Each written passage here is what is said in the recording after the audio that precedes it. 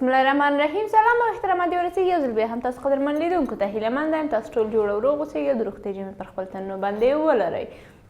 زده کوونکو لکه څنګه چې تاسو پوهېږئ بیا هم زموږ د 12 ټولګي ریاضي ده او په دې لړ کې نن چې غواړو کوم مبحث ته بیا هم ادامه ورکړو او پرې بحث وکړو هغه عبارت د زده کوونکو د رول قضیه ده چې دې نښې کې هم ما د رول تیوري هم یا هم تیوریم هم لیکلې ده. دغه مبحث تاسې کولی شئ د خپلو 12 ټولګیو ریاضي پښتو چپ کتابونو په 119 او 120 پاڼه کې راوباسئ. قدرمن لیدونکو وروسته د دې چې تاسو درېیمې درجې یو مجهوله تابعګانو ګراف ولوستو درېیمه درجې مجهوله تابع مو وپېژندله. تاسو زده کوونکو ولید چې تناظر نقطه یې تقریبا فرق کوو نسبت دوه مجهوله ته درجه دو ته فرق کوو. نو زده کوونکو هیله تاسو تمرین هم حل کړی وي ما تاسو ته د کورنۍ دندې په حیث باندې درکړی و. نن بیا هم زده کوونکو د رول قضیه وایو. د رول قضیه وروسته د دې چې تاسو زده کوونکو د درېیمې درجې تابعګانو ګراف رسم کو موږ په دې نښې کې بحث کوو. رول قضیه زده کوونکو یګانه شی چې بیانوي وایي چې وایي که چېرته موږ ولرو یوه تابع وای مساوي په اف ایکس باندې یو تابع ولرو.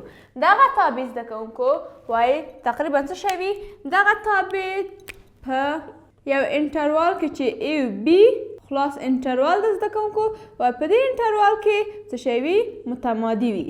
نو زده کوونکو وایي که چېرته د ای بي په خلا تړلي انټروال کې دغه تابع مشتق پذیره وي مشتق یې شتون ولري او همدې ترتیب باندې اف ای مساوي په اف بي کومه قیمتونه چې تاسو په دې انټرولونو کې درکړي وي په د تابع په لومړی سر نه تر اخره سره پورې زده کوونکو ثابت وي قیمت یې ثابت وي او کوم تغییرات پکې رانه شي.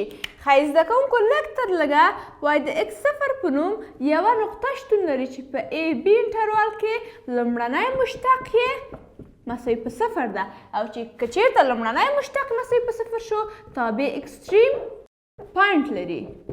څه شی لري که چېرته زده کوونکو لږ تر لږه اکس صفر نقطه ده چې په دې انټروال کې موږ وایو چې شتون لري یا هم تعریف شوې ده.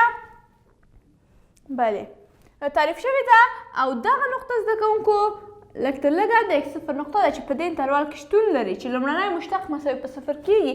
په دې انټروال کې تعریف شوی لومړنی مشتق صفر کېږي او چې کله لومړنی مشتق مساوي په صفر شو موږ وایو چې تابع اکسټریم پاینټ لري.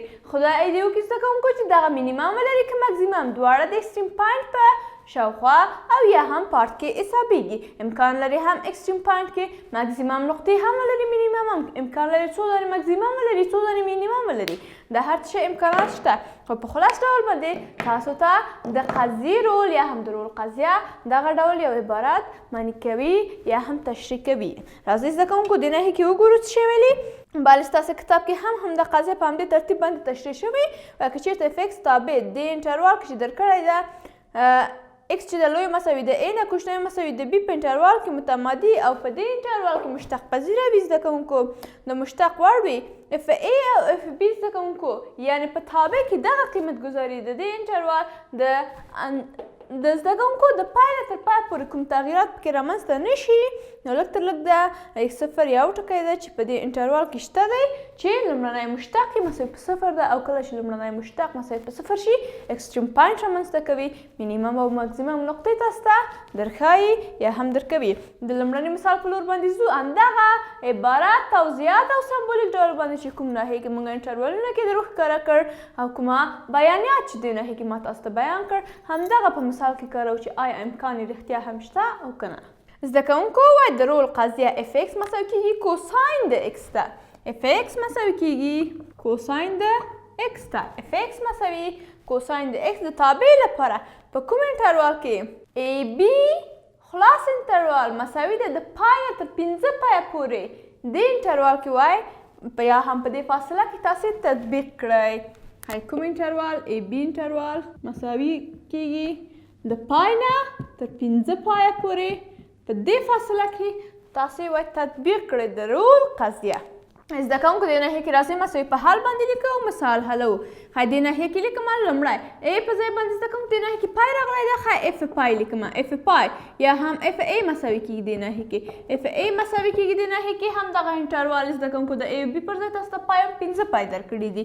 کوساین د څو ای پر ځای باندې زده کوونکو پای قیمت وضع کومه چې دغه نښه کامل ډول باندې سره مساوي کېږي په څو باندې منفي یو باندې. کوساین د 180 درجې منفي 1. راځئ زده کوونکو بیا هم لیکم. دې ناحیې کې اف 5 پای اف 5 پای مساوي ده د اف بي سره مساوي کیږي بیا هم کوساین د 5 پای 5 پای زده کوونکو پای ته تعویض کیږي. په 5 پای بیا هم په مستقیم ډول باندې وایو چې کوساین د 5 پای یا هم 180 درجې زده کوونکو که چېرته موږ تعویض کړو بیا هم منفي 1 کیږي. له دې ناحیې څخه زده کوونکو تاسو باید برداشت وکړئ چې اف ا مساوي وي په اف بي. په دې انټروال کې موږ ویلې د تابع قیمت د سر د تابع نه تر پای د تابع پورې تغییر نه کوي. بلې همدغه قیمت په پای کې تر 5 پایه پورې هم تغییر ونه کړ او عین قیمتونه دې ناحیې کې موږ ته راووتل. نو زده کوونکو دغه ناحیې بیا هم تاسو ته ویلی دي چې دغه کومه نقطه ده چې تاسو ته اکستریم پاینټ دې ناحیې کې درکوي. اکستریم پاینټ راځئ زده کوونکو د همدغه اف ایکس تابع بیا هم لیکم. په دې ناحیې کې بیا هم تاسو ته په سره مارکر باندې کار کوم. اف ایکس تابع مساوي کیږي کوساین د ایکس. زه غواړم د دې تابع نه مشتق واخلم او په دې انټروال کې تاسو ته پیدا کړم چې کومه نقطه اکستریم پاینټ لري. خای د دې لپاره اف زبر د ایکس مساوي کیږي کوساین منفي ساین کوم زاویې هماغه زاویې منفي ساین ایکس کیږي. خای په دې انټروال کې زده کوونکو کوم قیمتونه دي چې ساین یې څو کیږي تقریبا 0 کیږي او موږ وایو دې ناحیې کې چې لومړنی مشتق زبر د ایکس لږ تر لږه کومه نقطه ده چې لومړی مشتق یې 0 کیږي. هی دغه ناحیه موږ لومړنی مشتق وکاروو او په دې ناحیه کې د دې انټروال نه د پای نه تر 15 پایه پورې ټولې هغه زاویې تاسې ګورئ چې ساین یې 0 شي. هی زه به وایم زده کوونکو 2 پایه 4 پایه او 3 پایه. تاسې دغه په ساین ایکس کې وضع کړئ د ټولو مشتق لومړنی 0 کیږي. هی زه وایم چې دې ناحیې کې 3 دانې اکستریم پاینټ لري چې لومړنی مشتق دې ناحیې کې مساوي په 0 کیږي. څو دانې 3. خی دغه 3 قیمتونه دې ناحیې کې راووتل چې اکستریم پاینټ مساوي په 0 کیږي او زه وایم چې دغه 3 قیمتونه عبارت دي. نو زده کوونکو موږ وویل چې د کومې تابع لومړنی مشتق مساوي په 0 کیږي. د کوساین د ایکس نه مشتق واخیستو منفي ساین د ایکس شو. دې ناحیې کې اوس غواړو د انټروال کې داسې لږ تر لږه یو داسې قیمت پیدا کړو چې د دوی لومړنی مشتق مساوي په 0 شي ساین مساوي په 0 شي. هی که چېرته زده کوونکو تاسو ساین د 2 پایه ساین د 380 زده کوونکو 0 ده همداسې 4 پایه 3 پایه تاسې وضع کړئ. زده کوونکو دغه ناحیې کې قیمت 0 کیږي. هی دې ناحیې کې وایم چې 3 قیمتونو کې چې مساوي لږ تر لږه دا 3 نقطې دي چې لومړنی مشتق مساوي په 0 قرار کیږي یا هم 0 کیږي. هی 3 د اکستریم پاینټ لري. دغه ناحیې زده کوونکو راځئ ګراف یې رسموو. که چېرته زده کوونکو ګراف د ساین د تابع رسم کړو دې ناحیې کې په دې شکل باندې زده کوونکو دا قیمت پای دغه ناحیه 2 پای زده کوونکو دغه ناحیه بیا هم راځي 3 پای ته دغه ناحیه بیا هم راځي 4 پای ته او ورسره هم دې ناحیې پورې 15 پای کیږي 15 پای کیږي. ښایي زده کوونکو دغه ناحیه یو دانه مینیمم یو دانه مکزیمم بیا مینیمم بیا مکزیمم. نو زده کوونکو دې ناحیې کې موږ وویل په کوم 3 قیمتونو باندې ساین د ایکس مساوي کیږي 0 ته په 2 پای 3 پای 4 پای باندې 2 پای باندې 4 پای باندې 3 پای باندې. ښایي 3 د اکستریم پاینټ لري چې د دوی لومړنی مشتق مساوي موږ د تابع نه مشتق واخیستو لومړنی مشتق مساوي په 0 قرار ورکړو د دوی دغه قیمتونه مساوي په 0 باندې راوځي. قدرمن لیدونکو په همدې ترتیب باندې رول قضیه موږ کولی شو په نورو مثالونو کې هم تطبیق ورکړو. جمله د دې مثال څخه چې دا لږ څه مغلقتره مثال و.